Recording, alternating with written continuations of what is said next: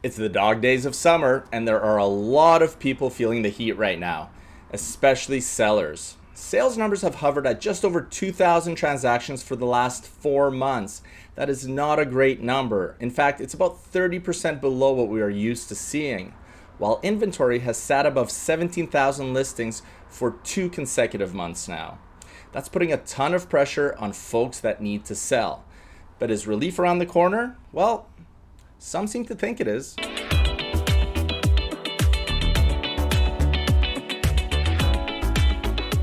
Hello everyone, and thank you for joining me for this month's edition of our Greater Vancouver Market Update, your no fluff, no bull monthly glimpse into the real estate market here in the Lower Mainland.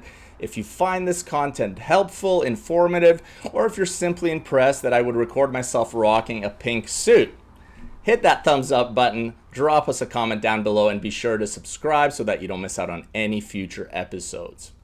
All right, as I mentioned off the top, transaction numbers continue to putter away at near record lows, with the total number of sales last month coming in at 2,181 deals. This represents a 2.1 decrease from the month of May.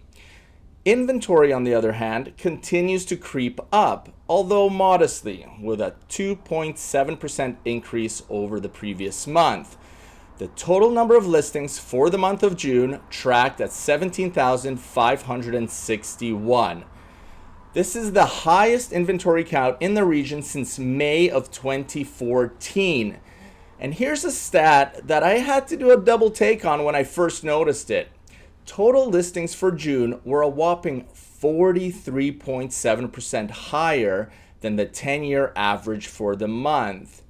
Yikes. So with sales and listings inching further away from one another, our months of inventory has now surpassed another threshold and sits at 8.1 MOI. Now, I regularly show you these slides as a reminder of the range that we consider to be a seller's market, balanced market, or a buyer's market, which we are very clearly in right now. But another way to think about this is that at 8 months of inventory, only 1 out of every 8 homes that's on the market sells in a given month. So if you're trying to sell your property right now and you're wondering why you're not getting very many showing requests, just know that you're not alone. And as a result of all of this, the folks that want to be the chosen one on their block each month need to make concessions on their price expectations. Prices in the region have now officially fallen for 3 consecutive months, albeit by only 0.1% this past month. Despite all of this, GVR, the local real estate board here in Vancouver, feels optimistic. In their July 3rd press release, Mark Muldoon, the board's communications and editorial manager, says, and I quote, "After a turbulent first half of the year, home sales registered on the MLS across Metro Vancouver are showing emerging signs of a recovery, down 10% year over year, having the decline seen last month." Yes, June 2025 sales were only 10% lower than June 2024. However, they were still 25.8% below the 10-year average for the month of June. Having said that, I don't wholeheartedly disagree with Mark that there are some signs of things stabilizing. In any market cycle, there ends up being a point where the consumer starts to once again feel that they can get value, and at that point, they start to come back. Now, this is completely anecdotal, of course, but over the last month or so, we personally have seen a significant increase in buyers coming to us looking to purchase property. We're also seeing a good number of our listings getting offers since the start of July, which is interesting because July and August are typically some of the slowest months of the year.